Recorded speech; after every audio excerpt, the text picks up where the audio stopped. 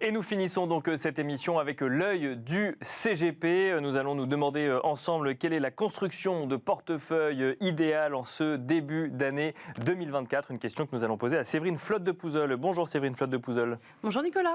Bienvenue dans Smart Patrimoine. Vous êtes la fondatrice de la financière de l'Aubrac. Alors si on doit créer de toutes pièces une construction de portefeuille en ce début d'année 2024, quelle est la méthodologie qu'on met en place ? Voilà, la méthodologie. Alors moi, merci, lourde tâche que de répondre à cette vaste question de prospective.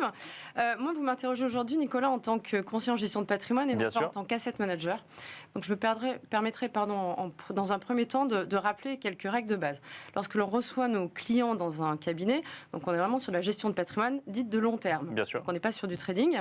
Il y a pas mal de paramètres et de méthodes à prendre en compte, notamment le profil du client. Et il faut bien insister et bien se mettre d'accord.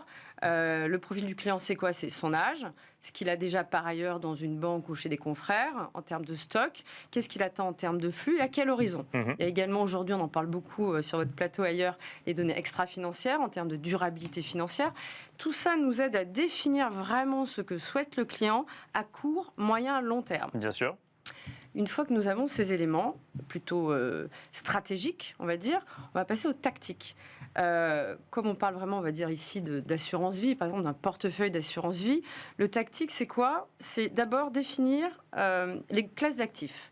Puisqu'aujourd'hui, on a beaucoup de chance, on n'est plus sur des monosupports comme les années 80, mais les contrats dits multisupports. Bien sûr, oui. Donc je dois dire que ça apparaît très ancien, ces contrats-là, peut-être un peu poussiéreux pour certains, je le répète à chaque rendez-vous, mais aujourd'hui, ils sont d'un dynamisme et nous permettent à nous, en tant que gestionnaires, de faire énormément de choses de façon très plaisante.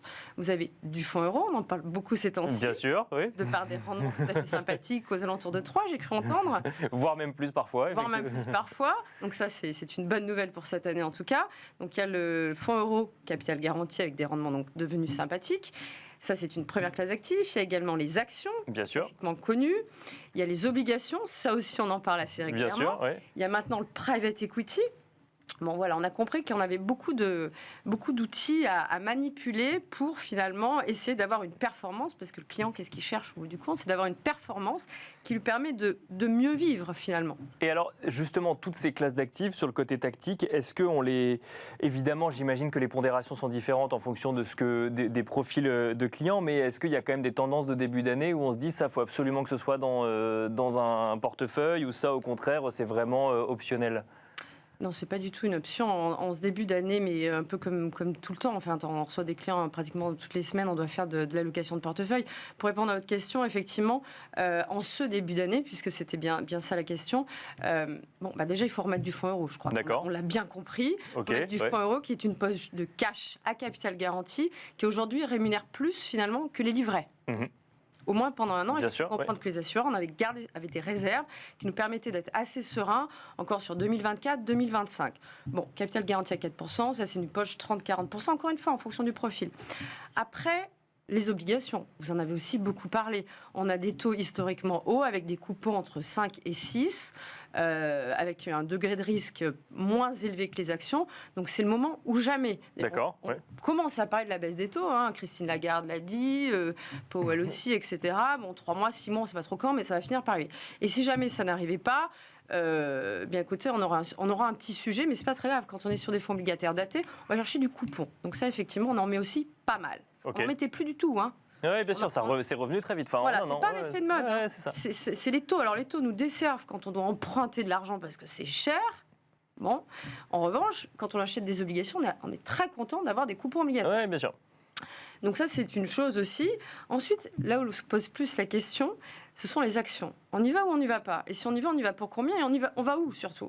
Donc ça n'échappe à personne, c'est une année d'élections tous azimuts, les États-Unis en novembre, il y a aussi l'Inde qui est un grand pays du monde, voilà, plein d'autres, je me passerai bien d'une énumération sur le sujet, mais je crois qu'il y a plus de la moitié de la planète qui va voter en 2024. Donc d'un point de vue géopolitique, c'est un petit peu anxiogène. En revanche, les actions aujourd'hui, il y a quand même des classes d'actifs, on voit qu'on est sur des niveaux historiques très hauts, notamment du CAC 40.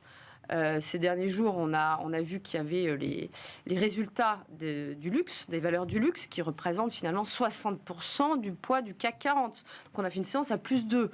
C'est quand même incroyable. Donc ça prouve bien qu'il y a des secteurs qui vont bien. Mais aujourd'hui, notre valeur ajoutée en tant que conseiller en gestion de patrimoine, c'est cette sélection des thématiques.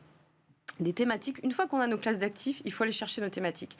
En action aujourd'hui... On finira là-dessus, Séverine Flotte de Pouzel. Voilà, je pense que les États-Unis, toujours, Biden a dit plus de 3% pour cette récession, plus de 3%. Ils ont une autonomie, de l'armée, ils ont une autonomie énergétique, et ils ont de la croissance et des gains de productivité. Donc l'US, oui, toujours, et les pays d'Asie du Sud-Est, parce qu'il y a de la croissance démographique et des gains de productivité. Merci beaucoup, Séverine Flotte de Pouzel. Je rappelle que vous êtes fondatrice de la financière de l'Aubrac. Merci, et quant à nous, on se retrouve très vite sur Bismart.